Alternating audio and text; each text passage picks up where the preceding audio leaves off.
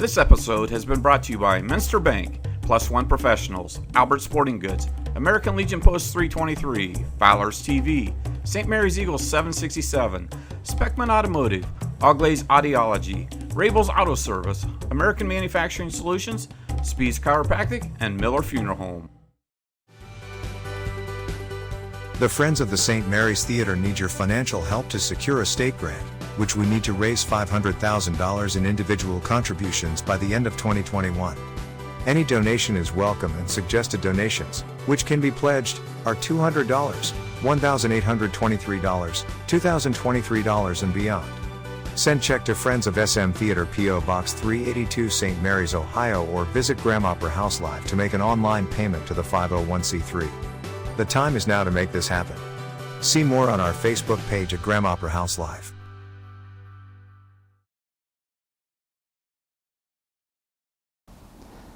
How many times have you thought, I wish I could time travel so I could see firsthand how things used to be? Even though Elon Musk is making remarkable technological advances for our society, I'm 100% certain time travel, as we desire, will never happen. However, as many archaeologists and historians will attest, if we are fortunate enough to find, numerous primary accounts of an era gone by have been left for the future to find in order that the past can be discovered as to how it once was, like time travel.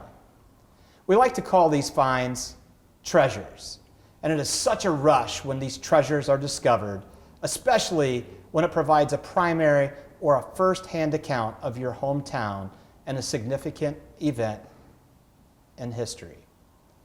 St. Mary's was a recipient to one of those treasures when the family of Charles Cruz saved all of his letters he wrote, numbering over 110 from his time serving the Union Army from 1862 to 1865.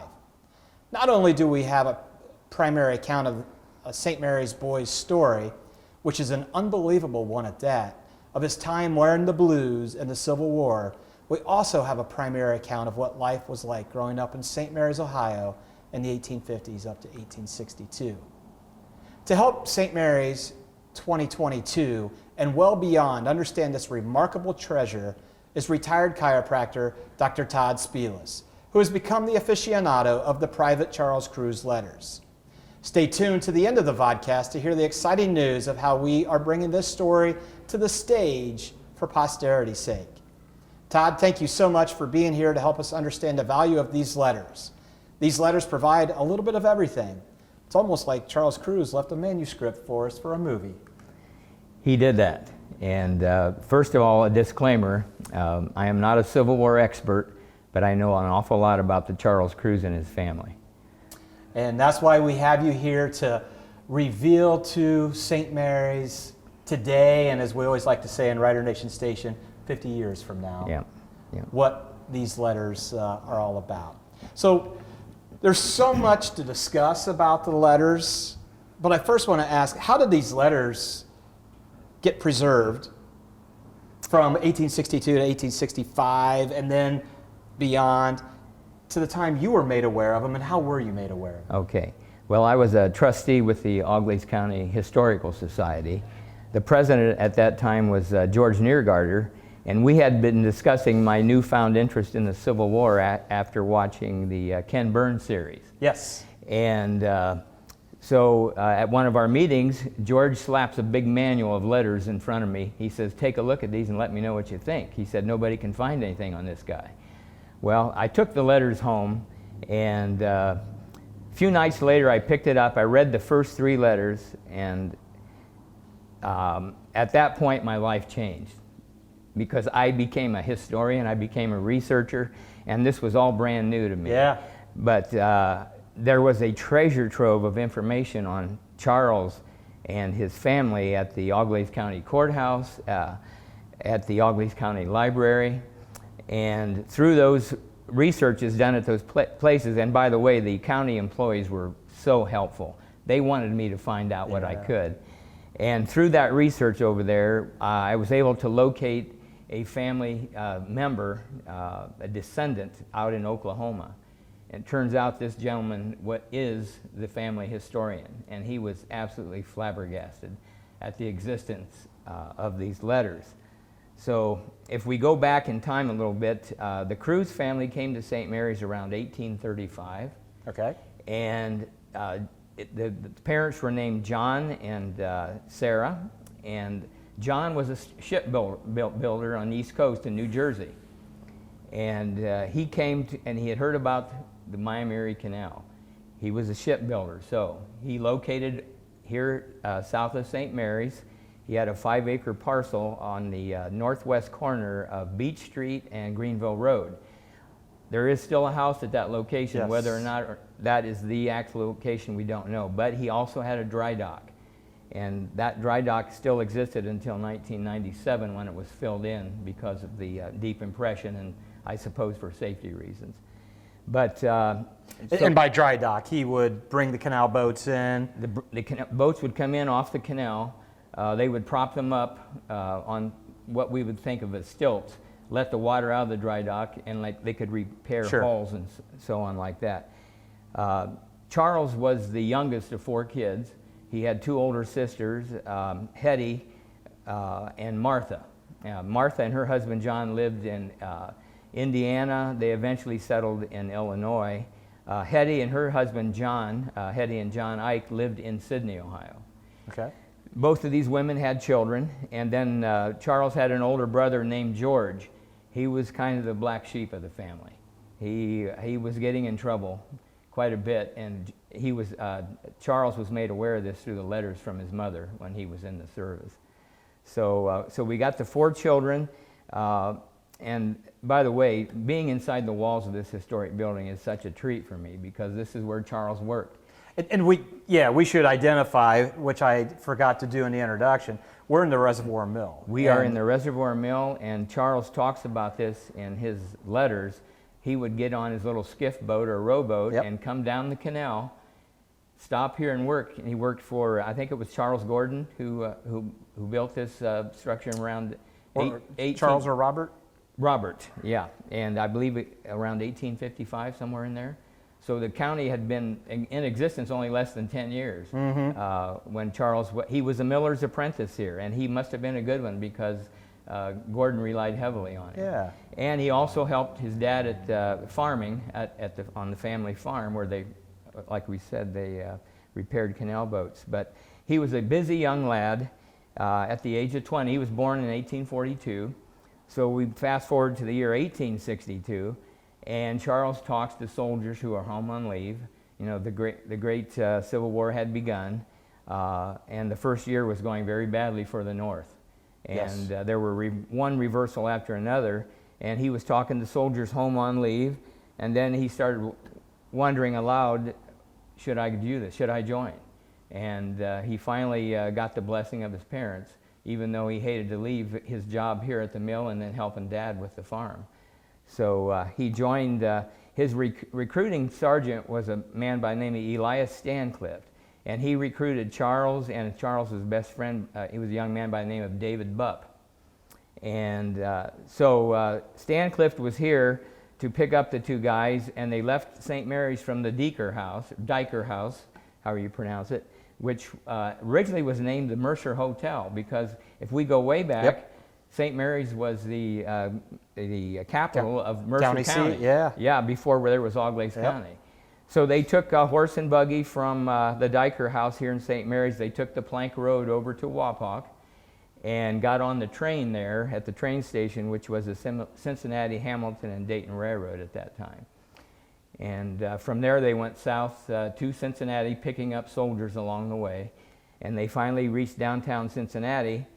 And they had about an hour before a smaller train on the Little Miami Railroad would take them out to Camp Dennison, where the new recruits would train and go through what we would call today basic training. So he and Dave had about an hour or 2 of free time, so they wandered down to the Ohio River and they watched a steamboat being built. And this could play something in the... This might be referred to as a teaser or Yes. a cliffhanger for Yes. things to come, Yeah, not or knowing foreshadowing. what this steamboat could have been. So they finally got on the train on Little Miami Railroad and got out to Camp Dennison. And he said the doctor took a quick look at him, said, "You pass." Had no idea of the condition of his health, Yeah. but if he was standing and breathing, that pretty much got you in that the got service. you in, yep. Yeah. So he and Dave went through their basic training there at Camp Dennison. I did some field trips researching Charles. I did a really nice trip down to Camp Dennison. It's about 18 to 20 miles northeast of downtown Cincinnati. And we were walking the streets of it, and there was a man raking his yard. This was in the fall of the year. And we started chatting with him, and he had a big, beautiful brick mansion. And he said, "Yes, President Lincoln slept here." Ah. And I said, "Well, wasn't even asking him, Yeah. but he volunteered that information." But Charles made a lot of new friends. He was in the 50th Ohio Voluntary Infantry, Company G. And most of the St. Mary soldiers, and by the way, Auglaize County sent almost 1,000 soldiers to the Civil War, and including over 50 officers. So we were heavily invested in the Civil War. So Todd, real quick, so probably the Auglaize County boy that gets the most recognition is the Congressional Medal of Honor winner, Christian Schnell. Christian Schnell, yeah. And you know, that is truly amazing, but that's about all that we know. That's of about him. all we know. But because of the preservation of these, 113-ish letters? Right. The family had that foresight to preserve these letters, even letters that he sent to his brothers and sisters. Yeah, it's truly unreal that these were preserved. Yeah. And they tell the story of Charles. They do. And during the Civil War. It runs the gamut from A to Z. I mean, we don't have to wonder what happened or what he was thinking. I mean, the letters contain everything. So anyway, they're in basic training. They're there about 6 weeks in Camp Dennison, and suddenly they have to move across the Ohio River because Morgan's raiders were rumored to be coming north into Ohio. This was causing widespread panic in southern Ohio and in Kentucky. They moved to the state of Kentucky and started building trenches and redoubts in case there was an engagement with Morgan and his raiders. And this went on for about another 6 weeks, and in the meantime he's riding home almost every other day or every third day. And the first thing you notice is there's a lot of sickness. You know, they didn't have clean water supplies. A lot of these kids had never been exposed to like childhood diseases. These were mostly farm kids, or like him, millers. They'd never been in big crowds of people. So all of a sudden they're getting exposed to these pathogens, and they're getting very sick with childhood diseases. There's typhoid, smallpox, although the vaccination was here at that time, and that was mandatory for anybody who enlisted. But the big killers to the soldiers on both sides of the Civil War were diarrhea and dysentery. Diarrhea and dysentery killed more soldiers than battle, which is astounding when you think about it. And then the second biggest thing that caused depletion of the troops was desertion. The South had almost 100,000 deserters, and the North had 250,000 deserters. These guys would, now many of them came back. They would go home and people started calling them cowards and shirkers and whatever, and they would come back. But desertion and disease were the two big problems for both armies. And even to go along with that, if you were wounded in battle and you were taken to the medical unit, your chances were not great because of the unsanitary medical practices of the time. I think 1 out of 65 soldiers died of battle wounds. 1 in 10 was wounded, which would be totally unacceptable today. And 1 in 13 died of disease. So, so we didn't have clean water supply, we didn't have antibiotics, and hygiene was not even thought about at this point in the war. So when Charles enlists, and why did he? What was his cause for doing so? I think it was his interaction with soldiers home on leave, and also he was very patriotic, and he wanted to preserve the Union. To preserve the Union. You bet. Yes. You bet. It was not to free the slaves, at least initially. There is some racism in these letters. I mean, but that's how it was then, and we don't want to paint over that. But I think what we find as the war evolves is that he does change his tune. He has a change of heart after he has been in several engagements and seen the horror of war. Yes, there was a change of heart. because he comes to the point where he says, this country can't exist with slavery. Yes. Yeah. So anyway, we're down in Kentucky, and we're building the redoubts, the trenches, and we're moving around Kentucky, and in the fall of 1862 was a severe drought. The whole region was dry. And the Great Army of the Ohio, and by the way, the North named its armies after rivers, and the South always named its armies after states, states' rights. Yes. So we had the Great Army of the Ohio going south looking for water. We had the Great Army of the Mississippi coming north looking for water. And it was October the 8th of 1862 that these two great armies bump into each other in the early morning hours looking for water. And the first skirmishers start firing. And this turned out to be the Battle of Perryville. This was a village 1/3 the size of New Knoxville. So we got 300 people here. And we had 38,000 soldiers engaged. Wow. It was an absolute disaster. The fighting went on all day of October the 8th, and it was a very hot day besides being dry. And there were over 7,000 casualties by the end of the day. And the strange thing about this Battle of Perryville, this was called the Battle for Kentucky. And President Lincoln himself says, however Kentucky goes, the rest of the Union goes. Kentucky was a border state, along with, Delaware, Maryland, Missouri, and later on, West Virginia. So these border states were critical to the Union. And in fact, officers from the border states received advancements and increased pay ahead of regular officers if they would stay loyal to the Union. So critical Yes. thing.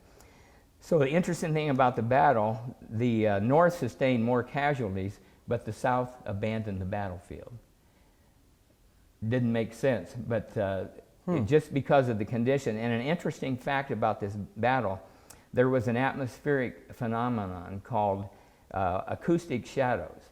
And because of the rolling topography of the land where the battle was taking place, there were entire units that couldn't hear the battle and thought nothing was going on. Oh my. So we literally had 3 units of infantry for the North that were never engaged because they didn't know anything was going on. And so this had happened, or will happen at other battles during the Civil War, but acoustic shadowing. And that has been experimented, with today's technology, and sure enough, it exists. They probably have different names for it today. So did Charles write about his experience in Perryville? He did. So at the end of the battle, that night was a full moon, as luck would have it. And one of the officers was standing on top of one of the hills, and they noticed some unusual lights on the battlefield. And they could hear the shrieks and the groans of the wounded and the dying. And he said, he sent 3 of his men down. He said, see what those lights are. He said, I don't understand this. They got down there, and here it was Catholic nuns from a nearby convent who were tending to the dead and dying. Just a phenomenal situation taking place there. So Charles, unfortunately, had some bad luck in this first battle. His commanding officer was a man by the name of Taylor. When the firing first broke out, he turned around and ran. He left his green recruits facing the enemy with no commander. And a bullet had ricocheted off of something and hit Charles on the hip. It hit him on the belt, but it deeply bruised him. And he had spent several days in what they called the hospital, which was probably a barn at that time. But he recovered from that, and he immediately wrote home to his parents and said, may you never experience the horrors of war. And he said, he started closing his letters out, if I lived to get home at this time, besides wanting to know how the girls in St. Mary's were doing. which that's going to lead into the next question, but how he signed off on his letters. Yes. Did he ever get to see St. Mary's? He did. He got home one time on leave with one of his friends, and it was a good trip home, but there was some controversy after that. There were 2 things going on here in St. Mary's that just deeply upset him. Number one, he had a girlfriend here. Her name was Ellen Mott, M-O-T-T. Okay. He got a letter from his mom saying that Ellen was gliding about the streets with several young suitors. And he was livid. So he immediately wrote back and asked his mother to get his ring and his miniature, which was a tin-type picture of him. He said, I want those back. So he assured his mother he would not have anything to do with her anymore. The other situation that was going on in St. Mary's was the Copperhead movement. Yes. These were the anti-war Democrats, and they were very vocal here. They hated Lincoln. They were encouraging young men from the county not to report if they got drafted. And this just got to just upset him. And he even called a couple of them out, right? Oh, by yeah. name? Yeah, there was one with his last name, it was named Frank LeBlond, I believe. I don't recall the other name. But he named him and said that he would take care of him if he gets home. Mm-hmm. So, I mean, this was serious stuff. Well, you mentioned he was extremely patriotic for the reason to join, preserve the Union, and he's not going to let the Copperheads. And this was, they called it the rich man's war because if you got drafted, you could pay a substitute $300 to go in your place. It was like a scutage or a scoot. I don't know the pronunciation, but yeah. So anyway, Charles did get home on leave once and had a good visit. And then on his way back, they were on a steamship with one of his buddies, and there was an explosion on the ship going back to Louisville. They took the train to Cincinnati, got on the steamship. They're going back to Louisville where their headquarters were. And there was an explosion in the boiler room. Well, not much happened here, but this was a foretaste of things to come. Little did he know it, and little did anybody. If you read the letters, you don't know what's coming. Yeah. But yes. And again, like we said, he's almost left a manuscript for a movie that you almost think is Hollywoodized, but it's what he experienced. Yeah. Now, he probably had part of a grade school education. He would write cursively, but he would spell phonetically. Mm-hmm. So soldier would be S-O-L-J-E-R, things like that. Yeah. And but he painted a picture with his words, like the birds singing, the flowers blooming, the leaves budding out on the trees. I mean, he would go in, and it was actually kind of romantic when you looked at the way he wrote. And he would sign. Sometimes he would sign his letters adieu, French, and other times he would sign it, if I live to get home, or your affectionate son, Charles. So in the meantime, Brother George upsets the entire family. He had moved to Piqua. He brought a lady home by the name of Josephine Richmond, and the family did not approve of her one bit, and just upset the parents to no end. Immediately, Charles gets a letter about what his brother's doing to the family, and Charlie actually, he wrote back and said, if I live to get home, I'm going to put a bullet through her head. Oh. So he was taking this quite seriously for his mother. I don't know if he meant it. I hope he didn't mean it, but there was little tolerance for variances at that point, because he was living out his patriotism. And his brother George and his wife Josephine ended up having 8 children. They moved to Piqua, Ohio. And George did join the Union Army at the end of the war. He never saw action. Okay. Charles was a private, and he eventually achieved the rank of corporal, but that did not last long. He lost it, yeah. He lost it because he was head of a picket. So you had a corporal and 3 soldiers underneath you. And the corporal had to make sure that they switched positions every 2 hours. So you had a guy up on the picket and 2 guys resting along, but the thing is the corporal couldn't rest. He couldn't sleep. He had to stay awake the whole time. Well, his guys had been on a forced march. They were tired. He couldn't get them motivated, and consequently they had abandoned their picket area, and Charles was demoted because of this. Now, as far as money goes, as a new recruit, he was getting $13 a month. As corporal, it went up to $19 a month, but like I said, that didn't last. He eventually got in the color guard later on in the service, where he met some very interesting people as well. I think something that's interesting, you think about how long it took for mail to get sent from St. Mary's to wherever, and they actually found him, but wouldn't he actually send money back home? He would send money home? like certain products were so much cheaper in St. Mary's to be shipped back. Yeah, the sutlers, which were the people that followed the great armies around with their supplies and sold them to the soldiers. For instance, a plug of tobacco in St. Mary's would be 25 cents. Down there in Louisville, from a sutler would be over $1. That was a lot of money back then. A brand new pair of boots was $3.25. But he could get them cheaper here. Yeah. So he had his parents sending him a lot of things, handkerchiefs. They called their shirts blouses, and they would send him blouses or personal items. But he tried several times to quit chewing tobacco, but he couldn't take it because of all the stress they were under. So his mother would receive the money and buy what sometimes he just told him to hold it till he got home. Okay. Or if Dad needed it to working on the boats and things, to go ahead and do that. Yeah. So he must have had a real endearing relationship with his mother. Right. And I think he upset his mother at one point in time. Well, he did. And through the letters, we also found that they were Christian and they were Methodist by faith. And his mother would send him The Advocate, which was the official publication of the Methodist Church. And he would read that and make sure that he would quote some lines to it when he would write home to make sure they knew he was being a good boy, as he said.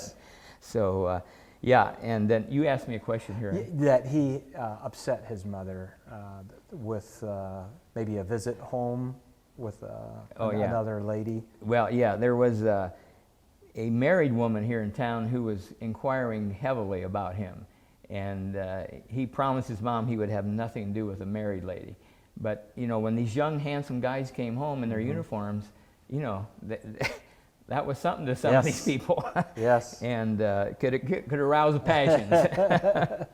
So anyway, after the Great Battle of Perryville, the North never came that far, or the South never came that far north again.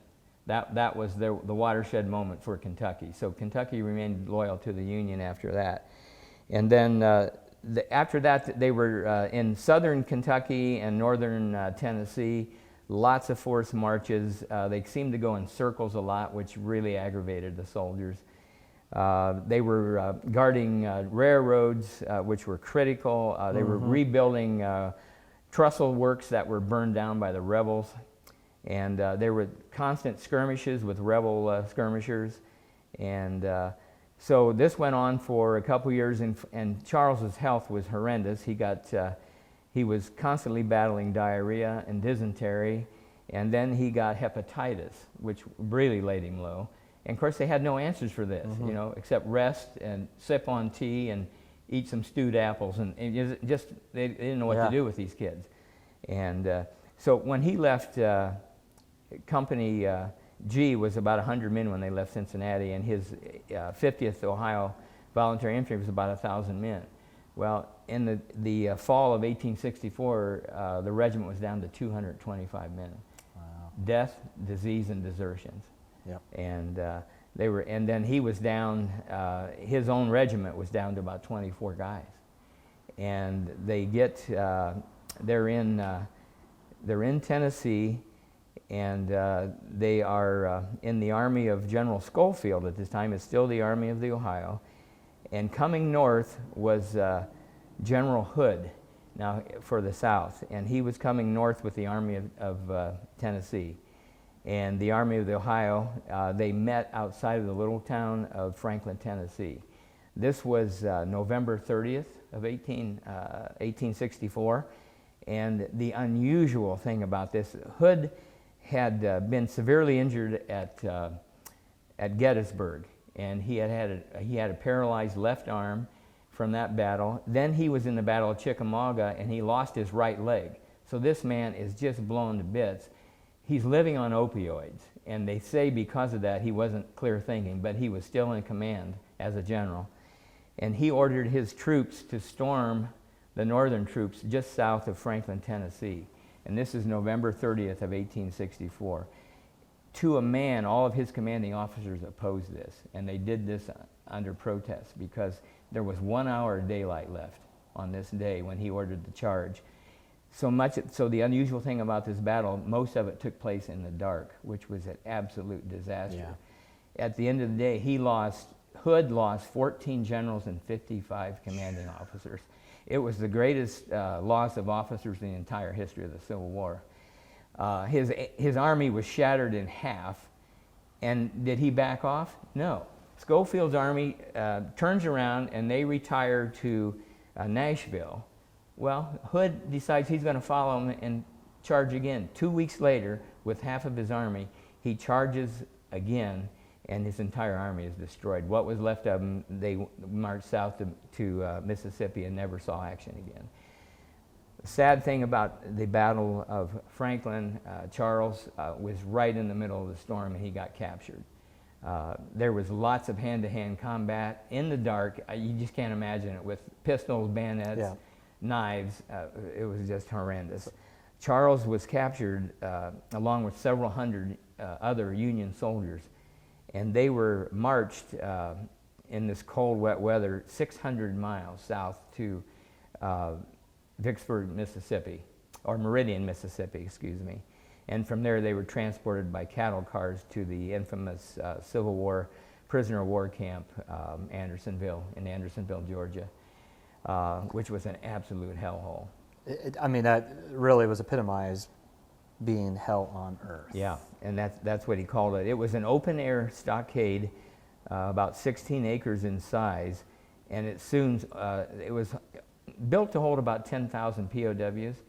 At its worst, it held 40,000, which was just, they enlarged it to 26 acres, but they were open to the elements, no hygiene, no antibiotics, no clean water. He talked about the water was so muddy he would have to filter it through his teeth to keep the pebbles and things out. You can't imagine what these kids went through. 13,000 POWs died there at Andersonville, which Clara Barton, who started the Red Cross, went down south after the war and ended up identifying most of those men who died there. She was a great woman for the North and for the entire Civil War. So and anyway, the commandant of Andersonville was really the only... Yeah. Henry Wirz was charged with war crimes. He was found guilty and he was hanged, but he was the only officer hanged in the Civil War. Charles, unbelievably, survived 4 months in this hell on earth, which we don't know how. He said when he lived to get home, and the next letter he wrote, because there was a 4-month period where he never wrote. 4 months, okay. Yeah. He said, when I get home, I will tell you about the horrors that I endured. He said, but there's not enough room on this paper. So they were loaded again on cattle cars and taken to Camp Fisk, which was where in Mississippi where they would exchange POWs. They had to wait for POWs from the south coming down on the north on the Mississippi in merchant steamboats. And so Charles was there, and he said, we're being paroled by states. And finally the day arrives when his ship comes, and it is a ship called the Sultana. And unbelievably, the Sultana was built in Cincinnati in the year 1862. One surmises, is this the ship that he and David Bupp saw that summer day in 1862? We don't know. It could be. It could be. But anyway, the Sultana arrived. These were merchant steamships that the Army had, I'd say, sequestered, but the owners of the ships were making out like bandits. They would get $5 per head for a soldier. Sounds like everybody took the opportunity to capitalize off of our soldiers who were there fighting for the preservation of the Union. Well, it's interesting you say that, because several of the battlefields were purchased the same week that the battles were over by real estate agents, hoping they would have tourist attractions. And of course there were bodies there were uniforms, there was materials, dead horses, caissons, I mean, you name it. So anyway, the ship arrives, the ship is called the Sultana, and the crew has the awful news that President Lincoln has been assassinated. And this just stirs up their emotions again, and they said, we can't wait to get home to take care of these copperheads. It was deeply disturbing. A ship right next to the Sultana was named the Pauline Carroll, and she was all but empty. and so they're just loading these young soldiers. Some of them are so sick they had to be carried on because they were emaciated from times in the prisoner of war camps. They were just packing these kids in there. They actually loaded almost 3 train loads of kids. So by the end of that evening, there were 2,500 people, including civilians on this, plus hogs and cattle, coal and wood. There were cases of wine. There was corn. There was food. And way overloaded. And as you mentioned, the ship right next door or right next to it was empty. So, and that may have been because of greed. That's exactly right there what of it getting was. the word That's spread exactly that it. So I said $5 per head, but if you were an officer, they got $10 a head. So the owners of the ships were making out like bandits. Yes. Well, the Pauline Carroll apparently didn't have a contract with the U.S. government. So she was sitting there empty, and a mini revolt broke out on the Sultana, saying, why are we being packed on here like hogs when that ship is empty? And so the officers of the Sultana said, that ship's got smallpox. You don't want to be close to it.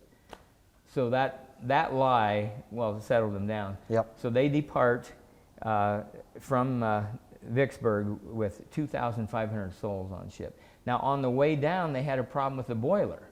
And there were 4 boilers, giant boilers in the boiler room. This ship was 3 stories high. And there were so many people on board that they had to put extra stanchions on because the floors were actually warping. And they were in fear of collapsing, so they put stanchions underneath them to make sure they could to hold the extra weight.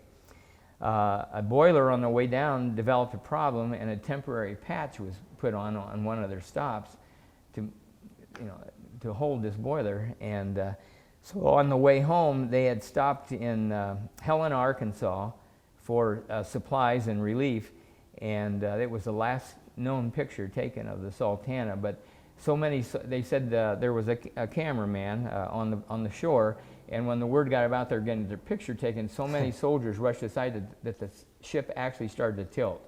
So they had to tell them to get back. There was that many people on board. But they did take a picture, and that was the last known picture of the Sultana. And then later that night, early in the morning, just outside of Memphis, that weak boiler blew and caused a chain reaction, and the entire ship exploded, and just a cauldron of fire, steam, burning coals and timber. It was just, and many of the soldiers drowned because they were so weak they couldn't swim. Many were scalded to death. Yep. And there was a loss of somewhere around 1,700 lives, including civilians. And when you take that number, and you look with any other maritime, this was the greatest disaster in the history of America. Eclipses the Titanic. Eclipses the Titanic probably by a couple hundred souls. Yes. Yeah. So bodies were washing ashore for weeks after this. The ship finally burned down to the water level and sank. And Charles was never heard from again. And his friends that did make it home said, yeah, he was there, he was with us. So they don't know what happened. And so he leaves St. Mary's to fight in the Civil War, fights in some major campaigns, survives Andersonville. He survived the worst of the worst. Even though he's packed in like livestock on the Sultana, you just have to imagine. They had this hope they were going to be home in a few days. He can taste his mother's cooking. Yeah. He can see this mill that we're doing this interview from, and probably with the hope of returning to work. Yeah.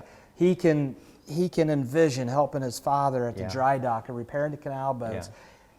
He's got about 900 miles to travel from Vicksburg to St. Mary's, but he's close. Right, he's the very war is close. over. He's close. He is close. We got his military records from the National Archives, and he was, he had dark hair, dark eyes. He was a handsome young man, but he's only 5'5" and weighed 124 pounds. But he actually gained about 26 pounds while he was in the service, in spite of all of his illnesses. So I'm thinking that extra weight is what helped him survive Andersonville.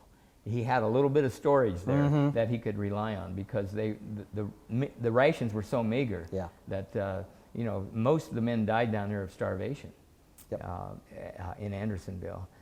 So after the Sultana explosion, those survivors made their way homes by other means. A national cemetery was started in the Memphis area. There was a congressional hearing. One man was the owner or the captain of the ship was court-martialed, and that was later reversed. So, you know, the nation was just extremely tired of this war. Yeah. You know, that they thought was going to be over very quickly. 600,000 had lost their lives. Yes. 2% of the population was gone. You know, at that time, when the war started, there were 21 million people living in the North, and of the 11 seceded states, there were 9 million people, but 4 million of those were slaves. So this was a war of attrition from the get-go. When the Union lost a soldier, he was replaced. When the South lost a soldier, he was gone forever. And so this war of attrition really it surmised what took place here in those horrible 4 years. So after the congressional hearing, not much happened. Like I said, there was one court-martial, and that was later reversed. From the Sultana, from Vicksburg, were they going to catch the Ohio River at Cairo, Illinois, and go to Cincinnati? Yeah, or was he going to march from Cairo? There was some question. They were either going to be dropped off at Cairo, Illinois, or Camp Chase in Columbus. So he wasn't sure which way he was going yet. And he said that we'll know that later, in a day or two. Well, that day or two never got here. Yeah. So it's an unbelievable story, and you know, this was a young man from St. Mary's that was so involved in the Civil War. Oh yeah. And he saw and endured everything. Unfortunately, the tragedy of losing his life as he's almost home. I mean, this truly is almost a script for a movie that people would say this is purely fiction. You couldn't make this up. Yeah. Yeah. He, you know, when you look back, okay, was Charles a hero? Well, unintentionally, he gave his life for his country, so I'd say yes, he is a hero. His unit was right in the firestorm of every engagement he was in, you know, and he was only wounded once, which was a miracle in itself. Yes. I mean, he survived 4 months of the siege of Atlanta, and he was in battles daily. Right. Never got hurt. But unbelievable. But the Sultana did him in. Yep. If we have time, he mentions a lot of St. Mary's boys in his letters. I'd like to read what happened to him. Yes. Just, this is amazing. These are people that he mentions in his letters that he had befriended or he knew them before they left home. Charlie Medbury, he was killed at Nickajack Creek, which was part of the Atlanta campaign. Elias Stancliffe, that was his recruiting sergeant. He was wounded at Spring Hill, Tennessee, and was mustered out in the hospital. Tony Anderson, he was his commanding officer after Stancliffe got injured. He was transferred to another company, and he was mustered out at the end of the war. David Bupp, his best friend, and his other best friend, William Kennedy, were both killed at Perryville. Can you imagine? You know, you're 20, you just left St. Mary's, and your two best buds are gone. Yep. William Piper, he was mustered out at the Tripler Hospital in Columbus. Philip Hammond, he was discharged at the end of the war. James Cahill resigned. We don't know about what that was about. William Green, who he talks about late. In fact, William came home with him when he was on leave. William died on the Sultana. John Duncan, he was paroled as a POW and was released at Camp Chase in Columbus. Solomon Denny, he was discharged with a disability. Jim Folk, he was paroled as a POW at Camp Chase. Levi Hammond, he was killed at the Battle of Franklin. Charles Jeffries, paroled as a POW. John Myers, he died in the hospital at Louisville. Sylvanus Stroop died in Andersonville. And Jim Weedock, who was mustered out at the end of the war. So these are the guys that he learned to know and love over the last 4 years. And these are a lot of those familiar St. Mary's names that he listed off, and that's his list of reporting back to his parents of what he knew. Yep. So, excuse me just a minute.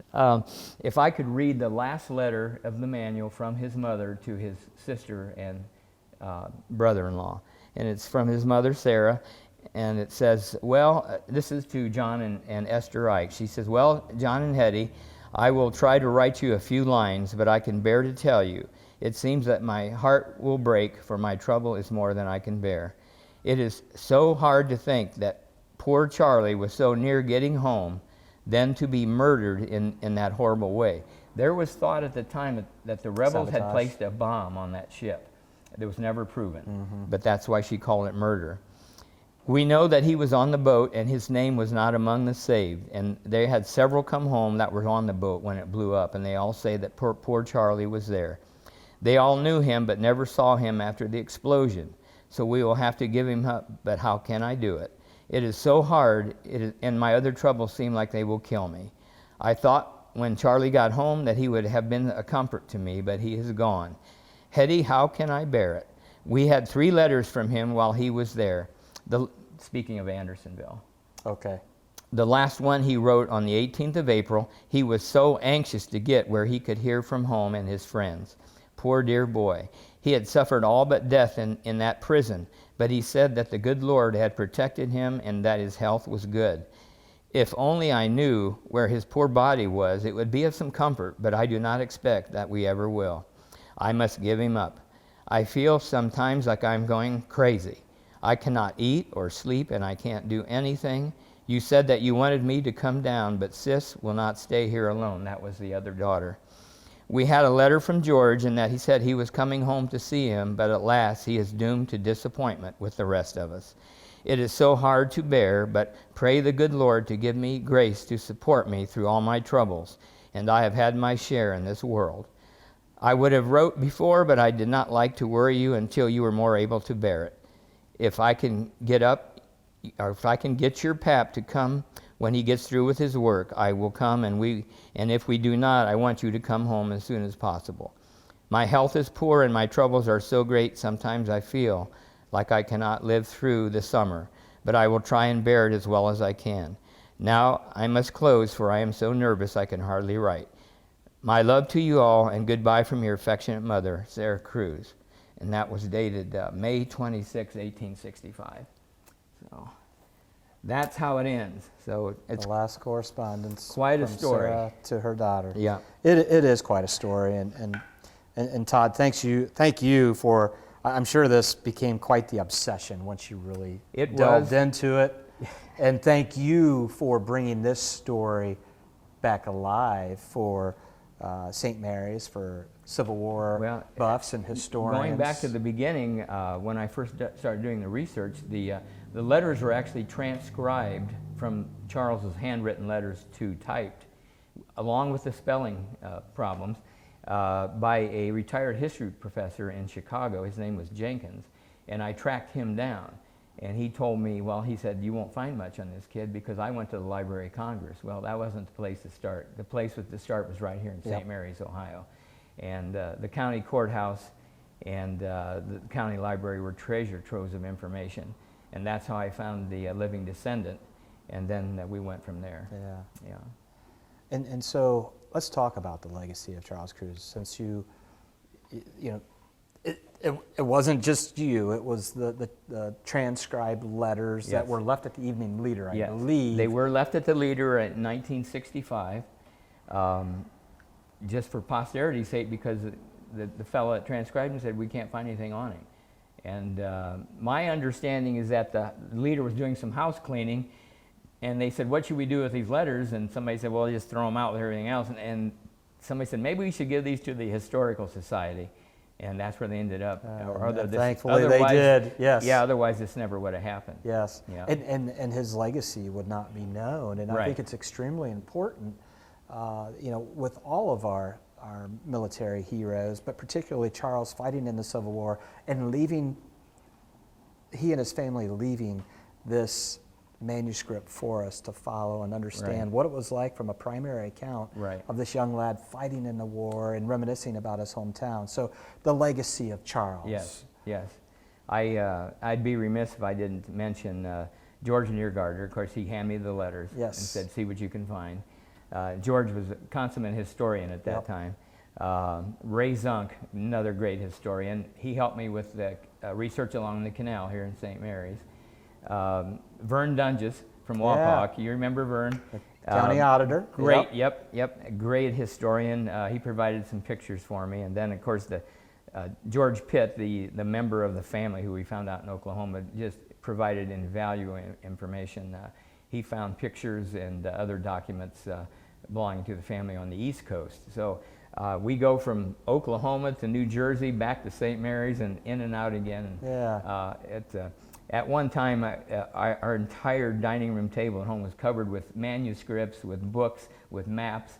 And my poor wife, she didn't quite share the obsession. She said, "When is this going to end?" And I said, "I don't know, but this is just getting more fascinating by the moment." So I can't even imagine what you were enduring and excited about as more and more just continued to be unraveled.